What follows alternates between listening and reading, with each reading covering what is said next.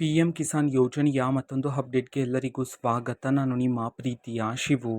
ಇವತ್ತಿನ ಒಂದು ವಿಡಿಯೋದಲ್ಲಿ ಪಿ ಎಂ ಕಿಸಾನ್ ಯೋಜನೆಯ 23ನೇ ಕಂತಿನ ಹಣಕ್ಕೆ ಸಂಬಂಧಪಟ್ಟಂತೆ ಈಗ ಒಂದು ಮಹತ್ವದ ಮಾಹಿತಿ ಆದರೆ ಬಂದಿದೆ. ಸೊ ಬನ್ನಿ ಅದರ ಬಗ್ಗೆ ನಾವು ಈ ವಿಡಿಯೋದಲ್ಲಿ ಇನ್ಫಾರ್ಮೇಷನನ್ನು ತಿಳ್ಕೊತಾ ಹೋಗೋಣ.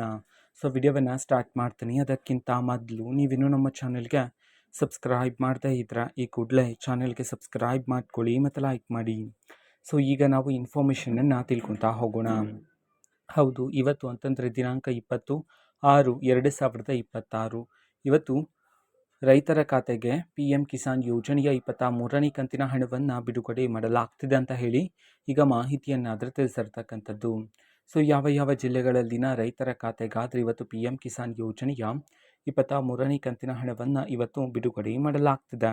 ಈ ಒಂದು ಮಾಹಿತಿಯನ್ನು ನಾವು ತಿಳ್ಕೊಳೋದಾದರೆ, ಸೊ ಇವತ್ತು ಕರ್ನಾಟಕದಲ್ಲಿರ್ತಕ್ಕಂತಹ ಈ 12 ಜಿಲ್ಲೆಗಳಲ್ಲಿನ ರೈತರ ಖಾತೆಗಾದರೆ ಇವತ್ತು ಪಿ ಎಂ ಕಿಸಾನ್ ಯೋಜನೆಯ 23ನೇ ಕಂತಿನ ಹಣವನ್ನು ಬಿಡುಗಡೆ ಮಾಡೋದಕ್ಕೆ ಸಂಬಂಧಪಟ್ಟಂತೆ ಮಾಹಿತಿಯನ್ನು ತಿಳಿಸಿರ್ತಕ್ಕಂಥದ್ದು. ಈಗ ನಾವು ಆ 12 ಜಿಲ್ಲೆಗಳ ಹೆಸರನ್ನು ತಿಳ್ಕೊತಾ ಹೋಗೋಣ ಬನ್ನಿ.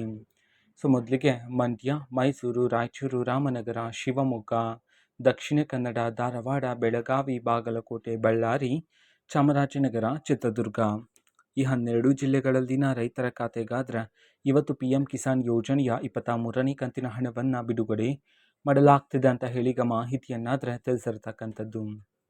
ಓಕೆನಾ.